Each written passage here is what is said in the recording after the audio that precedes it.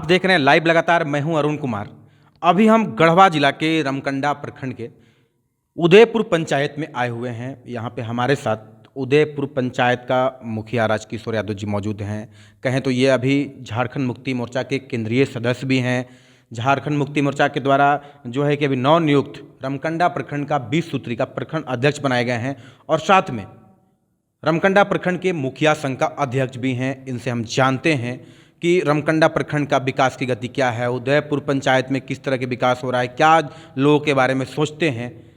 आपका लगा जी नमस्कार। मैं सबसे पहले आपको और आपके चैनल को मैं अपनी ओर से धन्यवाद देना चाहूँगा कि आपने यहाँ आया है और यहाँ जनमानस का जो भी बातें हैं उसको अपने माध्यम से जनता के बीच में पहुँचाने का काम आप करेंगे। इसके साथ साथ आने वाला 26 जनवरी गणतंत्र दिवस के शुभ अवसर पर मैं आपको, आपके चैनल को और उसके साथ साथ पूरे झारखंड की जनता को अपनी ओर से हार्दिक शुभकामना बधाई देता हूं कि लगातार पूरे झारखंड के साथ साथ रमकंडा प्रखंड और उदयपुर पंचायत का विकास हो, यही कामना मैं करता हूं। सर, आपको इतनी बड़ी जिम्मेवारी मिली है, दायित्व मिला है, 20 सूत्री का प्रखंड अध्यक्ष बनाए गए हैं। उससे पहले आप उदयपुर पंचायत का मुखिया हैं, मुखिया संघ के अध्यक्ष हैं, केंद्रीय सदस्य झामुमो के हैं। इतनी बड़ी जिम्मेवारी आप कैसे निभा पाते हैं, कैसे इतना लोड आप सह पाते हैं सर? देखिए, सबसे पहले तो मैं गढ़वा रंका विधानसभा क्षेत्र के स्थानीय विधायक सह सूबे के PhD मंत्री आदरणीय मिथिलेश कुमार ठाकुर जी और उसके साथ साथ झारखंड के यशस्वी मुख्यमंत्री आदरणीय हेमंत सोरेन जी को मैं अपनी ओर से आभार व्यक्त करता हूं कि रमकंडा जिससे सुदूरवर्ती क्षेत्र के कार्यकर्ता को उन्होंने केंद्र में अपना जगह देकर केंद्रीय समिति का सदस्य बनाया है। उसके साथ साथ अभी जो झारखंड में 20 सूत्री कमेटी का जो विस्तार किया गया है उसमें रमकंडा प्रखंड का 20 सूत्री का अध्यक्ष बनाया गया है हमें। इसलिए मैं मंत्री जी को, मुख्यमंत्री जी को और यहाँ जो हमारे झारखंड मुक्ति मोर्चा के जो जिला के मुखिया हैं, जिला अध्यक्ष, युवा के जिला अध्यक्ष, मैं सभी को अपनी ओर से धन्यवाद और आभार व्यक्त करता हूँ। सर, आप सबसे पहले बताइए, लोगों के बारे में आप दिन रात लोगों के लिए मेहनत करते रहते हैं, लोगों के बारे में सोचते क्या हैं, कैसे विकास की गति, विकास की पहिया रमकंडा प्रखंड में दौड़ रही है, कितना और दौड़ेगी, क्या मुख्य काम बच गई है, क्या कहेंगे आप? देखिए, 2015 में हमने मुखिया का चुनाव लड़ा और उदयपुर पंचायत की जनता ने हम पर भरोसा जताकर और हमें यहाँ का मुखिया बनाने का काम किया और पूरी पंचायत का दायित्व हमारे माथे पर सौंपा। लेकिन मैं बता दूं कि इससे पहले भी लगातार हमने एक सामाजिक कार्यकर्ता के रूप में लोगों के बीच में रहा है और रमकंडा को बहुत ही नज़दीकी से हमने देखने का काम किया है। आज से 20 साल पहले का रमकंडा को भी हमने देखा है और आज का रमकंडा को भी हम देख रहे हैं। और रमकंडा में जिस तरह विकास होना चाहिए था, विकास तो हुआ है, लेकिन दुख के साथ हमें कहना ये पड़ रहा है कि रमकंडा को जो कुछ भी अगर प्राप्त हुआ है तो वह जो है ऐसे यूपीए गवर्नमेंट में ही प्राप्त हुआ है। हम आपको बता देना चाहेंगे कि 2008 से पहले रमकंडा में बहुत सारा चीज़ आया और उस टाइम जो है मतलब यूपीए गवर्नमेंट थी। उसी टाइम में आप देखेंगे कि रमकंडा में 100 बेड का हॉस्पिटल बनकर तैयार है। 10 साल लगातार भाजपा ने सरकार झारखंड में रही, लेकिन एक डॉक्टर का पोस्टिंग यहाँ नहीं कर पाई, अस्थाई डॉक्टर का पोस्टिंग नहीं कर पाई, जिसके चलते यहाँ के लोगों को भटकना पड़ता है, कभी डाल्टनगंज जाना पड़ता है, कभी गढ़वा जाना पड़ता है। लेकिन अभी हमारी सरकार बनी है झारखंड में और लगातार यहाँ के स्थानीय विधायक हैं या हमारे जो नौजवान मुख्यमंत्री हैं, वे भी लगातार झारखंड के बारे में, झारखंड की जनता के बारे में लगातार सोचते हैं कि आखिर जनता का सुख सुविधा कैसे मुहैया कराया जाए। तो यहाँ हॉस्पिटल के बारे में भी बात हुई है। सरकार इस पर जो है चिंतन मंथन की है और बहुत जल्द हम आपको आपके चैनल के माध्यम से जनता को बताना चाहेंगे कि बहुत जल्द ही ये रमकंडा हॉस्पिटल में भी डॉक्टर का पदस्थापन किया जाएगा, जो कि लोगों को समस्या है, उस समस्या से लोगों को निजात मिलेगी। और रमकंडा में बहुत सारे काम होने बाकी हैं, लेकिन हमारी सरकार जब से आई है लगातार काम हो रही है। आप भी रंका गढ़वा विधानसभा क्षेत्र से ही आते हैं, आपको भी अनुभव हो रहा होगा कि जब से ये स्थानीय विधायक मिथिलेश कुमार ठाकुर जी गढ़वा की कमान संभाले हैं, तब तक लगातार विकास हो रही है। इधर बीच में हमारी सरकार को कोरोना ने भी डिस्टर्ब किया। ज्यों सरकार उठकर खड़ा होती है, कुछ करना चाहती है, त्यों कोरोना आ धमकती है, जिसके चलते सरकार का जो विकास का जो रफ्तार है वो रुक जाता है। लेकिन ये जो अभी 3 साल का जो समय बचा हुआ है, उसमें मैं बता देना चाहूँगा कि पूरे झारखंड में विकास की गाड़ी रफ्तार से बढ़ेगी और पूरे झारखंड के साथ साथ गढ़वा विधानसभा साथ साथ रमकंडा प्रखंड का भी विकास होगा। सर, आपका लोकप्रियता पूरे ज़िले में हम बात करें या फिर पूरे पंचायत से लेकर प्रखंड तक एक आपकी अलग लोकप्रियता है, उसके बाद आपके 20 सूत्री की आकांक्षा और ये जो उम्मीद है बढ़ जाती है। अभी भी पिछड़े के रूप से मैंने कह सकते हैं कि देखा जाता है रमकंडा में बहुत सारा समस्या अभी भी है, जो समस्या का हल होना बाकी है। क्या जनता को आश्वस्त मतलब करना चाहेंगे या विश्वास दिलाना चाहेंगे? देखिए, मैंने पहले भी कहा कि झारखंड का गठन, झारखंड का निर्माण बहुत ही उम्मीद के साथ की गई थी। 2000 ईस्वी में झारखंड बिहार से अलग हुआ। उसमें झारखंड का अलग राज्य का गठन करने का एक ही मकसद था कि यहाँ का जो स्थानीय मूल निवासी है, जो यहाँ के रहने वाले लोग हैं, जो यहाँ की गरीब जनता है, उसका विकास हो। लेकिन आप भी जानते हैं, हम भी जानते हैं कि आज ये मतलब झारखंड को अलग हुए 22वां वर्ष जो है अभी चालू हुआ है, मतलब जनवरी महीना में। लेकिन यहाँ 16-17 साल लगातार भाजपा की सरकार रही है और इसमें आज जो भाजपा के लोग जो कहते हैं कि विकास कैसी हो रही है, मैं भाजपा के लोगों से पूछना चाहता हूं कि आपकी सरकार ही झारखंड में रही है, मतलब 16-17 साल आपकी सरकार रही है और भाजपा की सरकार रहने के चलते जितना विकास होना चाहिए उतना विकास यहाँ नहीं हो पाया। लेकिन आज इससे पहले भी हमको याद है कि 14 महीने का हेमंत सोरेन जी की सरकार बनी थी और उससे पहले भी यूपीए की सरकार बनी थी। आज रमकंडा में जो कुछ भी है वह यूपीए गवर्नमेंट का देन है। वह जो है आप रमकंडा में देख लें, कस्तूरबा विद्यालय की बात करें या रमकंडा में हॉस्पिटल की बात करें, +2 विद्यालय की बात करें या रमकंडा में अनुसूचित जाति बालिका विद्यालय की बात करें, तो जो भी रमकंडा को प्राप्त हुआ है वह यूपीए गवर्नमेंट भी प्राप्त हुआ है। और आज हमारा झारखंड में गठबंधन की सरकार चल रही है, काम कर रही है और आने वाला समय में भी जो ये 3 साल जो बचा हुआ है उसमें भी जो जिनमिन जो विकास की बातें हैं वो आपको सामने नज़र आएगी। और जहाँ तक उदयपुर पंचायत की बात हम करना चाहेंगे, उदयपुर की जनता जिस तरह हम पर भरोसा जताया है, लगातार 5 साल के लिए मुखिया बनाई थी यहाँ की जनता ने, लेकिन कोरोना के चलते हमने 6 साल मुखिया रहा। हमें कहने में कोई अतिशयोक्ति नहीं है, 6 साल हमने उदयपुर पंचायत का मुखिया रहा, लेकिन हमने प्रयास किया है कि यहाँ की जनता का जो भी मूलभूत सुविधा हो, वह पेंशन का मामला हो, राशन के मामला हो, बिजली का मामला हो या पठन पाठन का मामला हो, सभी क्षेत्र में हमने लोगों को भरपूर सहयोग किया है। आपको मैं बता देना चाहूँगा कि एक समय ऐसा था कि यहाँ उग्रवादियों का आतंक बढ़ा हुआ था, लोग यहाँ से उठाकर मारे जाते थे, पीटे जाते थे, फिरौती के रूप में उनसे राशि वसूली जाती थी। लेकिन या सभी जाति धर्म के लोग यहाँ अमन चैन से उदयपुर में रह रहे हैं।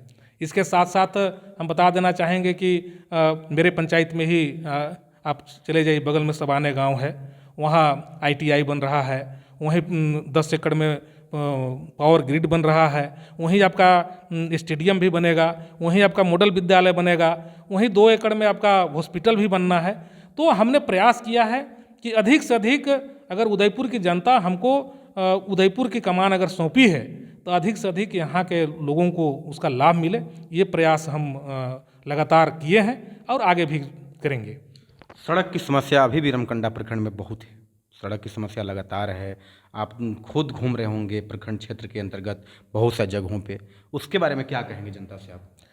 देखिए, अभी जब से हमारी सरकार बनी है और ये माननीय मंत्री मिथेश कुमार ठाकुर जी जब से गढ़वा की कमान संभाले हैं, मैं जहाँ तक समझता हूँ कि लगभग गढ़वा विधानसभा का एक एक गांव टोला का सभी रोड का सर्वे कराया गया है। इसलिए कि हम इसलिए बोल रहा हूँ कि विशेषकर रमकंडा प्रखंड का जिम्मेवारी भी हमें दिया गया है और जो भी पथ विभाग के इंजीनियर आते हैं तो हमें ज़रूर कॉल करते हैं। हमने देखा है कि एक एक सड़क का सर्वे हुआ है और कुछ सड़कों पर काम हो रही है और बाकी जो सड़क है उस पर बहुत जल्द काम शुरू होने जा रही है। जैसे मैं बता देना चाहूँगा कि हमारा रमकंडा प्रखंड का सबसे सुदूरवर्ती पंचायत चेटे पंचायत है। चेटे पंचायत में अभी जो है से रोड बना है। अभी वहाँ जो बहुत चिर परिचित जो है मांग था, हाथू नदी पर जो केल्हार को जोड़ता है, पलामू जिला को जोड़ता है, उसमें बहुत पहले की वहाँ की जनता का मांग था, चेटे की जनता का मांग था कि हाथू नदी में पुल बने। लेकिन जो पहले की सरकार थी, पहले के जो यहाँ के जनप्रतिनिधि थे, उनके कान पर जू तक नहीं चला। और अभी जब ये हमारी सरकार बनी है, हमारे जो यहाँ का विधायक का कमान माननीय मंत्री जी ने संभाला है, तो अभी हाथू नदी पर जो है पुल सैंक्शन हुआ है। अभी यहाँ हरहे की जनता जो है से बहुत पहले से मांग करते रह गए कि हरहे में सबसे रोड की स्थिति जर्जर है, लेकिन इससे पहले के जनप्रतिनिधि का कान पर जूं तक नहीं चला। और आज जो है सिसवा से हरहे होते हुए चटकमान टीमन बाजार तक रोड में काम लगा हुआ है, आप जाकर देख सकते हैं, आपका अधिकार है देखने का। उसी तरह आप चलकर देखिए, मंगराही से रक्सी जो काम कालीकरण का लगा हुआ है, जो कि आपको कछरवा होते रक्सी तक जोड़ेगा। तो काम हो रही है और बाकी जो काम है उस सभी रोड का ये सर्वे हो चुका है, उसमें बहुत जल्द काम लगेगा। मैं तो पहले ही बोला हूँ कि बाकी जो ये 3 साल का जो समय रहेगा वो देखने लायक समय होगा। राजकिशोर जी, आपसे आखिरी सवाल मेरा है। अब पूरे गढ़वा जिला की बात करें, रमकंडा प्रखंड के साथ साथ पूरे गढ़वा जिला का, अभी भी प्रवासी मजदूर बाहर पलायन करने को मजबूर हैं, या क्या मानते हैं आपके भी यहाँ इस क्षेत्र में सरकार को पहल कर रोजगार देना चाहिए ताकि पलायन उससे रुक सके? बिल्कुल, सरकार को रोजगार देनी चाहिए, लेकिन मैं आपको बता दूं कि ये मजदूरों का जो पलायन है वो बात ऐसी नहीं कि अभी पलायन हो रही है, इससे पहले भी मजदूरों का पलायन हुआ है। लेकिन आपने देखा होगा कि कोरोना काल में मजदूरों को देश के जितने भी सरकारें, राज्य सरकारें हैं, सभी राज्य में मजदूरों का क्या स्थिति हुआ वो आपसे छिपा हुआ नहीं, हमसे छिपा हुआ नहीं है। लेकिन हमारे यशस्वी मुख्यमंत्री ने जो मजदूर बाहर कोरोना काल में जो लॉकडाउन लगा था उसमें जो फंसे हुए थे, उनको ट्रेन से, बस से, यहाँ तक कि जहाज से लाकर अपने मजदूरों को जो है वापस लाने का काम किया। उनको जो है राशन देने का काम किया कि जो मजदूर बाहर से आए हैं, जो कोरोना काल में कहीं काम नहीं हो रहा है, तो उसको जो है राशन दिया जाए ताकि उनका बाल बच्चा भूख से किसी का मृत्यु न हो, सभी के बाल बच्चे का पेट भरे। इसलिए माननीय मुख्यमंत्री ने, माननीय मंत्री जी ने प्रयास करके सभी मजदूरों को, आप सोच सकते हैं कि जो मजदूर कभी सोचा नहीं होगा कि हम ट्रेन का सफ़र कर सकते हैं, वो मजदूर अगर हवाई जहाज़ से अगर जो है मतलब अपना घर आया होगा, उसको कैसा महसूस हो रहा होगा, आप खुद सोच सकते हैं। तो सरकार इस पर लगातार काम कर रही है और आने वाला समय में रोजगार का सृजन होगा, क्योंकि आप जानते हैं कि जब झारखंड का कमान माननीय मुख्यमंत्री जी को जब सौंपा गया, हमारी सरकार जब बनी, तो बिल्कुल खजाना खाली था। खाली खजाना इनका मतलब हाथ में सौंपा गया है, खाली खजाना का चाबी दिया गया है। तो 1 साल तो इनको खड़ा होने में लगा, संतुलन बनाने में लगा। उसके बाद ये कोरोना काल जो है डिस्टर्ब करके रखा। तो अभी अगर स्थिति सामान्य रहा तो आने वाला 3 साल में आपको बहुत कुछ देखने को मिलेगा। इसके साथ साथ मैं एक चीज़ और बताना चाहूँगा कि आज आप देखेंगे कि ये जो पारा शिक्षक का जो मामला था बहुत पहले से लटका हुआ था। पारा शिक्षक जो है से धरना प्रदर्शन, जुलूस पर जुलूस, धरना प्रदर्शन करते रह गए, लेकिन भाजपा ने सरकार के कान पर जू तक नहीं चला। लेकिन आज जो हमारे माननीय मुख्यमंत्री जी ने जो चुनाव में वादा किया था पारा शिक्षकों के साथ, उन्होंने उसको जो है वादा को पूरा किया।